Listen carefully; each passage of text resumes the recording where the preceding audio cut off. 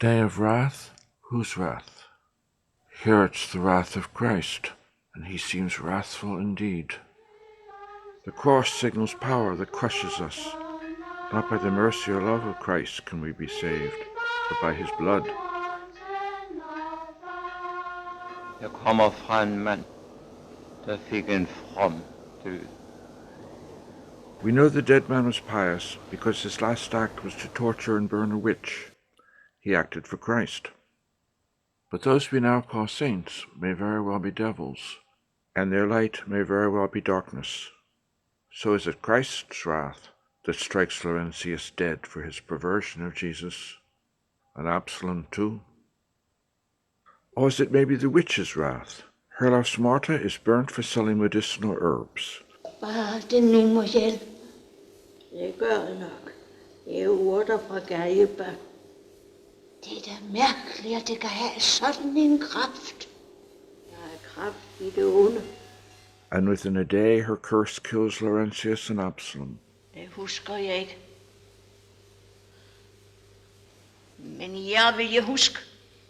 Her curse sends Anne to the stake. Hvad siger I? Skal jeg brændes, så skal hun da også. And her curse destroys Martin and Maretta. So is it her wrath? Jeg skal nok få ret på jer. Such is our horror movie's plot, and no one in it doubts mortals possess such power. Nor did Dreyer. We dwell also in an overworld, Dreyer insisted, a fifth dimension science will establish one day. We can even raise the dead. Inger.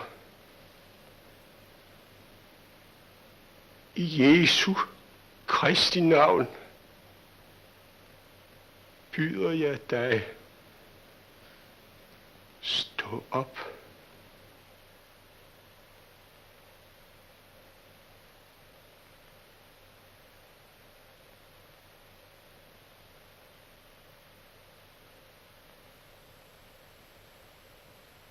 We can. Dreyer said, a director must believe in the truth of his subject. He must believe in vampires and miracles. So maybe it's Anne's wrath that kills Absalom. She's a witch too, isn't she? Jeg ønsker, at Absalom dødes. But doesn't Absalom engineer his own destruction through his own tragic flaw? Not his burning a witch. Everyone applauds that, just like today. But his arrogance. It's his own shock that kills him.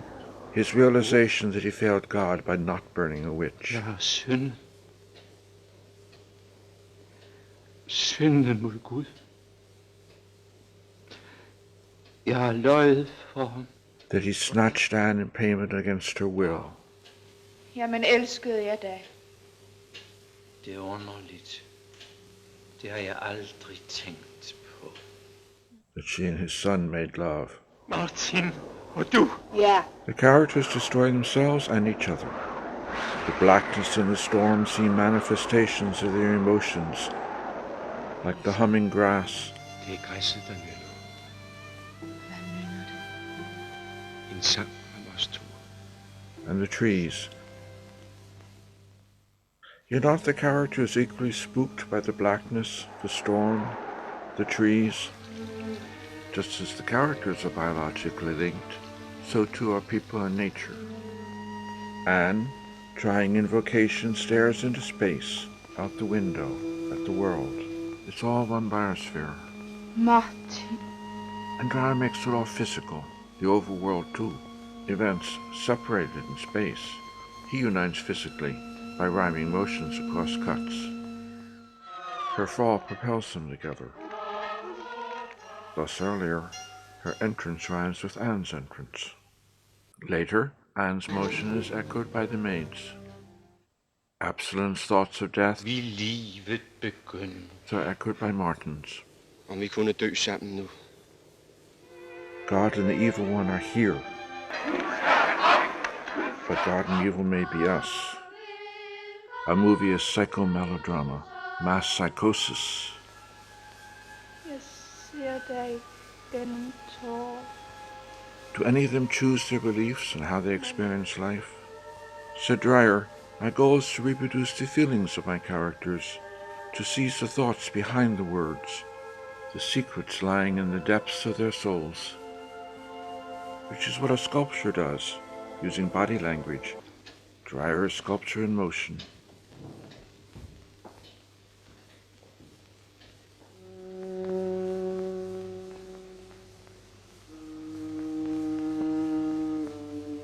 Light proclaims the secret depths.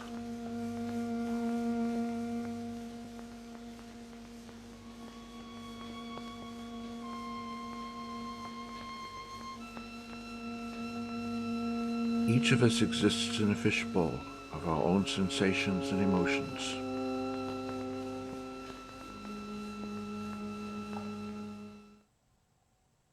Existence is barren for Anne. So when Martin arrives, Dreyer shows them separately, rather than sharing space in the same room. The story here is the impact of shots of Martin on shots of Anna. He enchants her instantly. She moves into the light. Nej, han er lige gået for at møde sin søn. Sønnen, det er mig. Er I hans søn? Er I hans hustru? She's almost ravished by the way he sweeps off his cape. In cinema, emotions are motions. She begins to flirt, rhyming motions. Here are these rhyming shots again.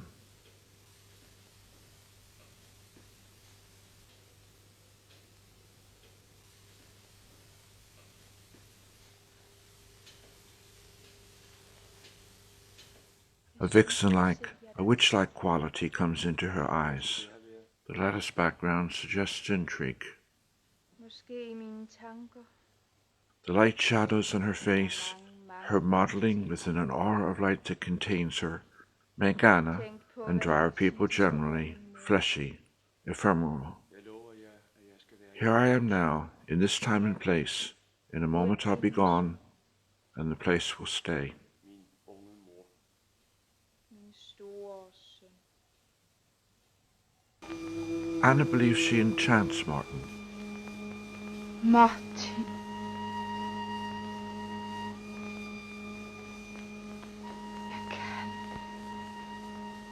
Jeg kan det. Like everyone else in the movie, she seeks to impose her dreams on the world.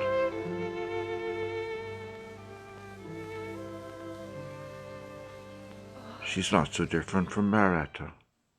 Women never evoke God in this movie. They dress for combat. They impose their dream. Skal dit skab ikke lukkes? Jo. Anne, Ikke tale. Ikke tænke uden på det ene.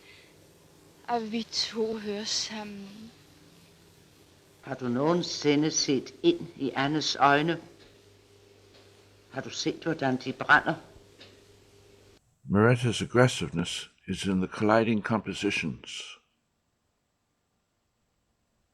The camera jumps across the table each time. Each jumps like a drum. Bam! Har du nogensinde set ind i Annes øjne? Har du set, hvordan de brænder? Theological theorizing is a man's game. Their sins they ascribe to the evil one, and they give reality to their idol by sacrificing to it. Burn the woman. Hun fik den straf, hun fortjente. Ja. Saying Anne bewitched him would be a perfect way for Martin to exonerate himself det er den ondes hjælp. for having sex with his father's wife. And indeed he is bewitched by his own passion, by sex, by the world, by Anne's unattainability. His passion gives him no choice. And is not Anne bewitched? She's no defense against Martin's charms. She's totally vulnerable. So is he. Biology enspells them.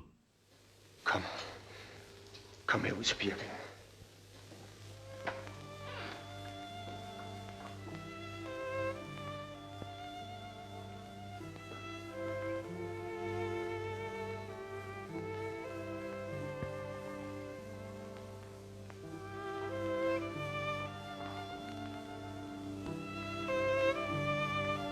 Night is enchantment, and soul seekers understand why horror proposes to love.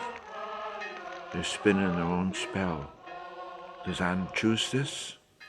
Synd. Er det synd at elske? Jeg elsker dig.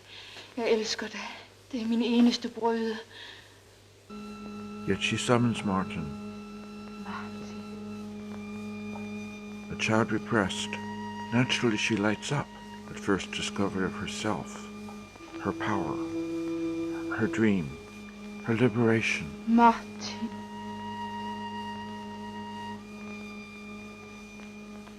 Jeg kan det. Anna is the movie's protagonist. Things are from her point of view, like the love story, and sometimes explicitly.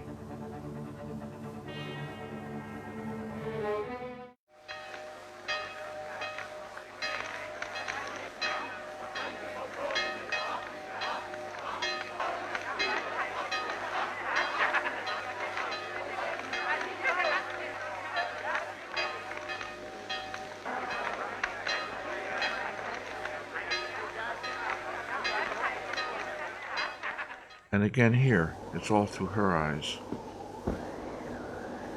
Far! Far! Hvad er det?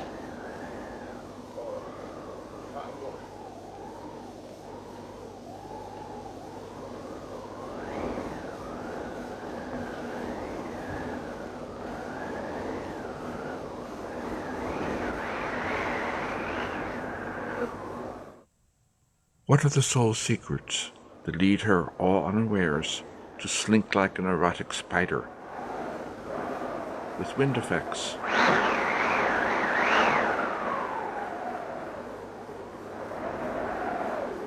Sure, if there's an evil one, this is how she'd do it. What soul's secrets drive her to ensnare herself in her dream, to strike Absalom from a distance? Jeg tænker bare, om han må dø. To smirk at her power. Der følte jeg, som om døden holdt min hånd. Jeg hørte ikke noget. Jeg så ikke noget. Inderst i min sjæl følte jeg, nu blev min død bestemt. To kill him. Jeg ønsker, at der er sådan en døds. Does she know why she acted so? And Morton, who is far from being the toy Anna mistakes him for. Morton, who storms into her at night and seduces her into fields. Kom herud til Birken. Can he say later why he acted so? And Absalom, also enchanted by Anne, can only wonder afterwards why he acted so. At jeg har gjort dig stor uret. Jeg spurgte dig ikke, om du ville være min. Jeg tog dig. Jeg tog dine unge år. Den uret kan jeg aldrig gøre god igen. Each character chooses power to gain happiness, ends up committing murder and being destroyed.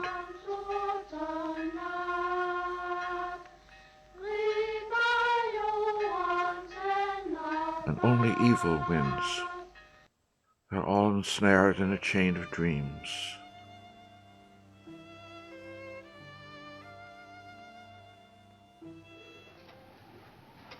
Og alligevel, hvad er vanvid og hvad er fornuft?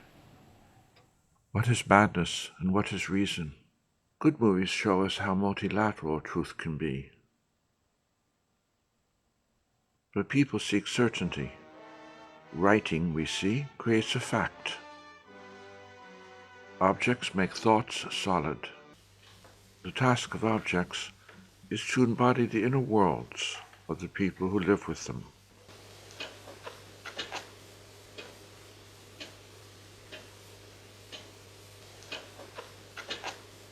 Dreyer uses the tick of a clock to anchor objects in time. because motion is emotion, and because it's over time, even years, that objects embody us. The tick is constant, but louder or softer or imperceptible, depending on Dreyer's use of it. It can create suspense.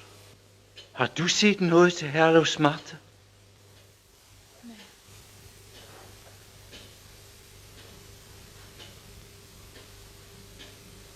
The tick is silent as the scene starts,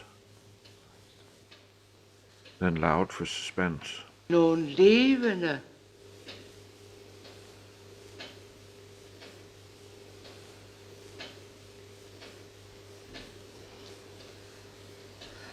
Time weighs.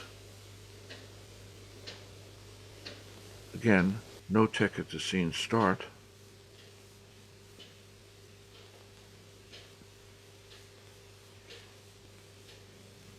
Then a rhythmic tick that makes their exchange musical. Er det sandt, at du sparede hende for at få mig? Dømmer du mig for det? At du var god mod mor? Nej.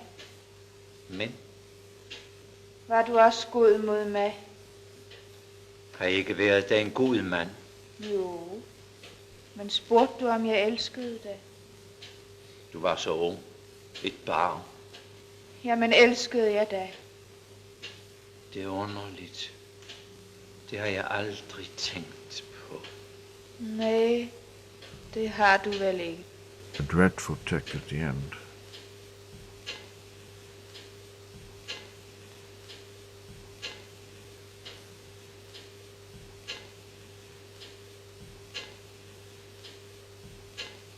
Anne. In time, objects also impose beliefs. Putting words into documents gives them independence from us. Clothes impose conduct. Witches' herbs cure. Bare det nu må hjælpe. Det gør det nok. Anne's needlepoint captures Martin. A tree augurs our future. Church and crucifix tell us how to feel toward life, suffering, and death. Their solidness validates our attitudes.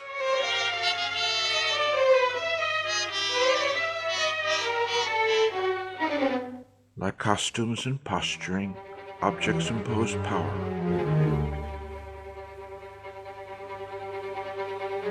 Endless rectangles.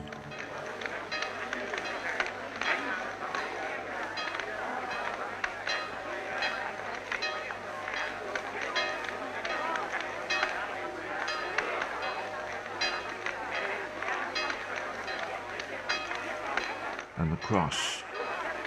Objects become sacramentals, linking people to the overworld. Objects become idols, which we make real by sacrificing to them, and thus ensnare ourselves in chains of our own dreams. The good pastor's hand bestows more elegance on glory than on God. Anne's confession is an insane parody of male idealism. Her jeg har myrdet dig ved den ondes hjælp. Og ved den ondes hjælp har jeg lokket din søn i min magt. Her rectangularly structured life got swept away by Martin's fling, which ignited an impossible dream which could only burn, as objects reduced them to mere silhouettes. Åh, Martin!